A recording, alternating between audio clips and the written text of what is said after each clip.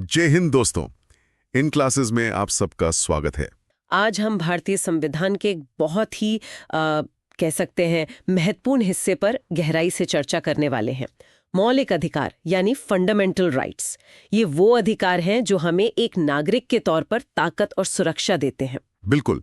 तो चलिए बिना किसी देरी के अपनी पहली स्लाइड से शुरू करते हैं। चलिए तो पहली स्लाइड देखते हैं। हाँ, इस स्लाइड पर एक बहुत ही दमदार 3D विजुअल है। देखिए, बीच में एक व्यक्ति एक विशाल चमकती हुई ढाल लेकर खड़ा है जो सुरक्षा का प्रतीक है। और इस ढाल के पीछे एक तरफ भारत की संसद है और दूसरी तरफ लाल किला। बिल्कुल, जो हमारे लोकतंत्र और इतिहास को दर्शाते हैं। ये विजुअल दिखाता है कि मौलिक अधिकार हमारे लिए एक सुरक्षा चक्र की तरह है, एक शील्ड की तरह है। बहुत खूब। और हेडलाइन है मौलिक अधिकार, संविधान का सुरक्षा चक्र। स्लाइड बताती है कि ये सिर्फ नियम नहीं बल्कि वो शक्ति हैं जो एक आम नागरिक के सर्वांगीण विकास, मतलब भौतिक, बौद्धिक, नैतिक और आध्यात्मिक विकास को सुनिश्चित करती हैं। और इसका जो दार्शनिक आधार है वो भी समझाया गया है। ये अधिकार एक तरह से बड़े भाई यानी राज्य और छोटे बच्चे यानी नागरिक के बीच संतुलन बनाने के लिए जरूरी हैं। ये राज्य की असीमित शक्ति पर एक लिमिटेशन का काम करते हैं। अच्छा, मेरा एक सवाल है, यहाँ इसे भारत का मैग्ना कार्टा क्यों कहा गया है? बहुत अच्छा सवाल है। देखिए, मैग्ना कार्टा 1215 में इंग्लैंड का एक ऐतिहासिक दस्तावेज था जिसने पहली बार राजा की शक्तियों पर लगाम लगाई थी। अच्छा। वैसे ही भारत में मौलिक अधिकार राज्य की शक्तियों को सीमित करते हैं और नागरिकों को अधिकार देते हैं। इसीलिए इसे भारत का मैग्ना कार्टा कहते हैं। समझ गया। देखिए, यहाँ एक रेड बॉक्स अलर्ट भी है। छात्रों को ध्यान देना चाहिए कि मौलिक अधिकार संविधान के भाग 3 में अनुच्छेद 12 से 35 तक दिए गए हैं। ये परीक्षा के लिए बहुत जरूरी है। चलो अब अगली स्लाइड पर चलते हैं। जरूर। इस स्लाइड का विजुअल एक टाइमलाइन जैसा है। ये 1215 के मैग्ना कार्टा से शुरू होकर फिर 1789 की फ्रांसीसी क्रांति के झंडे से गुजरते हुए 1928 की नेहरू रिपोर्ट के दस्तावेज तक और आखिर में 1950 के भारतीय संविधान की किताब पर आकर खत्म होता है। ये मौलिक अधिकारों के विकास की पूरी कहानी बताता है। बिल्कुल, हेडलाइन भी यही है, ऐतिहासिक पृष्ठभूमि और प्रकृति। इसमें दिखाया गया है कि कैसे 1215 में इंग्लैंड में राजा की शक्ति पर रोक लगी, फिर 1789 की फ्रांसीसी क्रांति में मानवाधिकारों की घोषणा हुई और 1928 में नेहरू रिपोर्ट में भारत में पहली बार अधिकारों की मांग की गई, जो आखिरकार 1950 में हमारे संविधान के भाग 3 में शामिल हुए। और इसके कोर फीचर्स भी बहुत महत्वपूर्ण हैं। पहला है वाद योग्य यानी जस्टिसेबल, जिसका मतलब है कि उल्लंघन होने पर हम सीधे सुप्रीम कोर्ट या हाई कोर्ट जा सकते हैं। और दूसरा है असीमित नहीं या नॉट एब्सोल्यूट, मतलब इन पर युक्त निर्बंधन या कह सकते हैं रीजनेबल रिस्ट्रिक्शंस लग सकते हैं। ये रीजनेबल रिस्ट्रिक्शंस का असली मतलब क्या है? क्या सरकार कभी भी हमारे अधिकार छीन सकती है? नहीं, ऐसा बिल्कुल नहीं है। इसका मतलब है कि देश की सुरक्षा, पब्लिक ऑर्डर या नैतिकता जैसे कारणों के आधार पर सरकार अधिकारों पर कुछ सीमाएं लगा सकती है। जैसे हमें बोलने की आजादी है लेकिन भड़काऊ भाषण देने की नहीं। ये सीमाएं तर्कसंगत होनी चाहिए। ठीक है। और इस स्लाइड पर एक एग्जाम अलर्ट भी है। स्टूडेंट्स, ये पॉइंट याद रखना कि मौलिक अधिकार वाद योग्य यानी जस्टिसेबल होते हैं, जिसका मतलब है कि इनके हनन पर आप सीधे न्यायपालिका की शरण ले सकते हैं। अब तीसरी स्लाइड देखते हैं। इस स्लाइड में 2 3D विजुअल्स हैं। बाईं तरफ राज्य को समझाने के लिए अशोक स्तंभ है जो सरकार और शासन का प्रतीक है, और दाईं तरफ कानून को समझाने के लिए एक कानून की किताब और उस पर जज का हथौड़ा है जो न्यायिक समीक्षा यानी जुडिशियल रिव्यू को दिखाता है। हेडलाइन है खेल के नियम, राज्य और कानून। अनुच्छेद 12 बताता है कि राज्य क्या है। चूंकि मौलिक अधिकार राज्य के खिलाफ मिलते हैं, इसलिए ये जानना बहुत जरूरी है।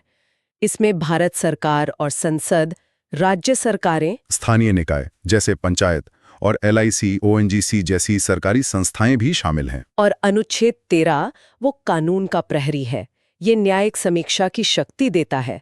इसका मतलब है कि अगर संसद या कोई भी संस्था ऐसा कानून बनाती है जो मौलिक अधिकारों का उल्लंघन करता है, तो सुप्रीम कोर्ट उसे शून्य यानी नल एंड वॉइड घोषित कर सकता है। मेरा एक सवाल है, अनुच्छेद 12 में अन्य प्राधिकरण यानी अदर अथॉरिटीज लिखा है। क्या इसका मतलब है कि रिलायंस या टाटा जैसी बड़ी प्राइवेट कंपनियां भी राज्य मानी जाएंगी? नहीं, आमतौर पर नहीं। अन्य प्राधिकरण में वो संस्थाएं आती हैं जो सरकार के इंस्ट्रूमेंट की तरह काम करती हैं, जैसे LIC या सेल। पूरी तरह से निजी संस्थाएं राज्य की परिभाषा में नहीं आती जब तक कि वो कोई सरकारी काम न कर रही हों। समझ गया। देखिए, यहाँ एक बहुत जरूरी केस का जिक्र है जो एग्जाम अलर्ट की तरह, केशवानंद भारती केस 1973। हाँ, इसमें सुप्रीम कोर्ट ने कहा कि संसद मौलिक अधिकारों में संशोधन तो कर सकती है, लेकिन संविधान के मूल ढांचा, बेसिक स्ट्रक्चर को नहीं बदल सकती। ये एक लैंडमार्क जजमेंट है। तो चलिए अगली स्लाइड की ओर बढ़ते हैं। ठीक है। इस स्लाइड का विजुअल बहुत दिलचस्प है। एक तराजू है जिसके एक पलड़े पर सूट बूट पहना एक ब्रिटिश साहब है और दूसरे पर एक आम भारतीय किसान, और तराजू बिल्कुल बराबर है। ये कानून की नजर में समानता को दिखाता है। हेडलाइन है समानता का अधिकार, आर्ट 14। इसमें दो कॉन्सेप्ट्स हैं। पहला, विधि के समक्ष समता, इक्वालिटी बिफोर लॉ, जो एक ब्रिटिश कॉन्सेप्ट है और कहता है कि कानून की नजर में सब बराबर है। ये एक नेगेटिव कॉन्सेप्ट है। और दूसरा, विधियों का समान संरक्षण, इक्वल प्रोटेक्शन ऑफ लॉज, जो एक अमेरिकन कॉन्सेप्ट है और कहता है कि समान परिस्थितियों में सबके साथ समान व्यवहार होना चाहिए। ये एक पॉजिटिव कॉन्सेप्ट है। ये नेगेटिव और पॉजिटिव कॉन्सेप्ट का क्या मतलब हुआ यहाँ? देखिए, नेगेटिव का मतलब है कि राज्य किसी के साथ कोई भेदभाव नहीं करेगा, मतलब किसी को विशेष अधिकार नहीं देगा। और पॉजिटिव का मतलब है कि राज्य जरूरत पड़ने पर अलग अलग समूहों के लिए अलग अलग कानून बना सकता है ताकि असल में समानता स्थापित हो। जैसे महिलाओं के लिए विशेष कानून, समान के साथ समान, असमान के साथ असमान व्यवहार। बिल्कुल। और इसका सिद्धांत है विधि का शासन, यानी रूल ऑफ लॉ, लेकिन एक अपवाद भी है। हाँ, और यही हमारा एग्जाम अलर्ट है। स्टूडेंट्स नोट करें कि अनुच्छेद 14 के तहत राष्ट्रपति और राज्यपाल को अपने कार्यकाल के दौरान आपराधिक कार्रवाई से छूट प्राप्त है। यह एक महत्वपूर्ण अपवाद है। चलिए अब अगली स्लाइड पर आते हैं। इस स्लाइड पर दो विजुअल्स हैं। बाईं तरफ एक निषेध का चिन्ह है जिसके अंदर धर्म, मूलवंश, जाति, लिंग और जन्म स्थान के प्रतीक हैं। मतलब इन आधारों पर भेदभाव मना है। और दाईं तरफ एक मुट्ठी है जो एकता और सशक्तिकरण को दिखाती है, और ये अपवादों और आरक्षण की बात करती है। हेडलाइन है सामाजिक भेदभाव का निषेध, 8.15। ये कहता है कि राज्य केवल धर्म, मूलवंश, जाति, लिंग या जन्म स्थान के आधार पर भेदभाव नहीं करेगा। साथ ही दुकानों, होटलों, कुओं जैसी सार्वजनिक जगहों पर किसी को जाने से नहीं रोका जा सकता। लेकिन इसमें द फाइन प्रिंट यानी अपवाद भी हैं। समानता का ये मतलब नहीं कि विशेष वर्गों की मदद न की जाए। इसीलिए अनुच्छेद 15(3) महिलाओं और बच्चों के लिए और 15(4) और 15(5) SC, ST, OBC के लिए शिक्षण संस्थानों में आरक्षण का प्रावधान करता है। और 15(6) में EWS यानी आर्थिक रूप से कमजोर वर्ग के लिए 10% आरक्षण का प्रावधान है। यहाँ मेरा एक सवाल है, जब आर्टिकल 15 भेदभाव को रोकता है तो फिर आरक्षण भेदभाव नहीं है? बहुत अच्छा सवाल है। संविधान निर्माताओं का मानना था कि ऐतिहासिक रूप से जिन समुदायों के साथ अन्याय हुआ है उन्हें बराबरी पर लाने के लिए कुछ सकारात्मक कदम उठाना जरूरी है। इसे सकारात्मक भेदभाव यानी पॉजिटिव डिस्क्रिमिनेशन कहते हैं, ताकि असल में सामाजिक समानता आ सके। समझ गया। चलिए अब एग्जाम अलर्ट देखते हैं। स्टूडेंट्स, ये याद रखें कि EWS आरक्षण 103वें संविधान संशोधन द्वारा जोड़ा गया था। ये हाल का अपडेट है और परीक्षा में पूछा जा सकता है। रोहन, चलो अगली स्लाइड पर चलें। हाँ, इस स्लाइड का विजुअल एक केस फाइल फोल्डर जैसा है जो इशारा करता है कि ये अनुच्छेद कई कोर्ट केस से जुड़ा है। बिल्कुल। हेडलाइन है लोक नियोजन में अवसर की समता, आर्ट 16। इसका मुख्य अधिकार है कि सरकारी नौकरियों में सभी नागरिकों को समान अवसर मिलेगा। धर्म, जाति, लिंग आदि के आधार पर किसी को अयोग्य नहीं ठहराया जाएगा। और केस फाइल में मंडल आयोग और आरक्षण का जिक्र है। 1969 में मंडल आयोग ने 27% OBC आरक्षण की सिफारिश की। फिर 1992 में इंदिरा साहनी केस में सुप्रीम कोर्ट ने इसे सही ठहराया, लेकिन 2 शर्तें जोड़ी। हाँ, वो 2 शर्तें थीं। क्रीमी लेयर को आरक्षण का लाभ नहीं मिलेगा और कुल आरक्षण 50% से ज्यादा नहीं होगा। पर एक सवाल उठता है, अगर प्रमोशन में आरक्षण दिया जाता है तो क्या वो भी मौलिक अधिकार है? नहीं, एम नागराज केस के अनुसार पदोन्नति में आरक्षण मौलिक अधिकार नहीं है, लेकिन अगर राज्य को लगता है कि किसी वर्ग का प्रतिनिधित्व पर्याप्त नहीं है तो वो इसे लागू कर सकता है। और यही इस स्लाइड का एग्जाम अलर्ट भी है। ये बहुत ही महत्वपूर्ण पॉइंट है। चलो अगली स्लाइड देखते हैं। इस स्लाइड में भी 2 विजुअल्स हैं। अनुच्छेद 17 के लिए टूटी हुई जंजीरें हैं जो अस्पृश्यता के अंत को दर्शाती हैं, और अनुच्छेद 18 के लिए एक ताज पर क्रॉस लगा है और एक मेडल को सही का निशान दिया गया है जो उपाधियों के अंत को दिखाता है। हेडलाइन है गरिमा और उपाधियों का अंत। अनुच्छेद 17 अस्पृश्यता का अंत करता है। ये एक आत्यंतिक अधिकार है, मतलब एब्सोल्यूट राइट, जिसका कोई अपवाद नहीं है। ये एक दंडनीय अपराध है। और अनुच्छेद 18 उपाधियों का अंत करता है। राज्य राय बहादुर या महाराजा जैसी कोई उपाधि नहीं देगा, लेकिन सेना और विद्या से जुड़ी उपाधियां जैसे डॉक्टर या कर्नल दी जा सकती हैं। तो क्या भारत रत्न और पद्म पुरस्कार भी उपाधि माने जाएंगे? नहीं। बालाजी राघवन केस 1996 में सुप्रीम कोर्ट ने साफ किया कि ये पुरस्कार उपाधि नहीं बल्कि सम्मान है, अवार्ड्स हैं, लेकिन इन्हें नाम के साथ इस्तेमाल नहीं किया जा सकता। ठीक है। इस स्लाइड का एग्जाम अलर्ट ये है कि अनुच्छेद 17 एक एब्सोल्यूट राइट है जिसका कोई अपवाद नहीं है।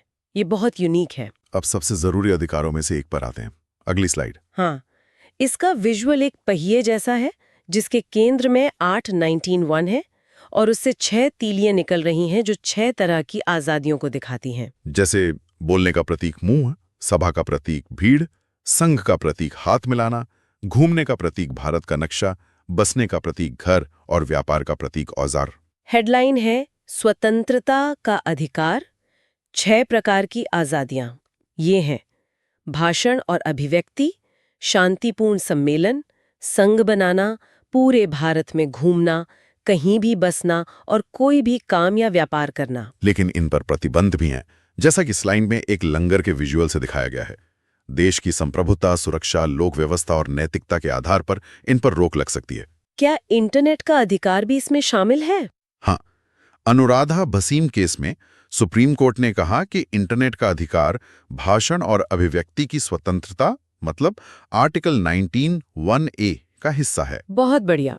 और एग्जाम अलर्ट ये है कि हड़ताल, स्ट्राइक का अधिकार मौलिक अधिकार नहीं है। ये अक्सर परीक्षाओं में पूछा जाता है। चलो अगली स्लाइड देखते हैं। इस स्लाइड पर 3 ढाल बनी है जो 3 तरह की सुरक्षा को दर्शाती हैं। पहली पर जज का हथौड़ा, दूसरी पर न्याय का तराजू और तीसरी पर मुंह पर उंगली रखे एक व्यक्ति का चित्र है। हेडलाइन है दोष सिद्धि के संबंध में सुरक्षा, आर्टिकल 20। ये किसी अपराध के आरोपी व्यक्ति को 3 तरह की सुरक्षा देता है।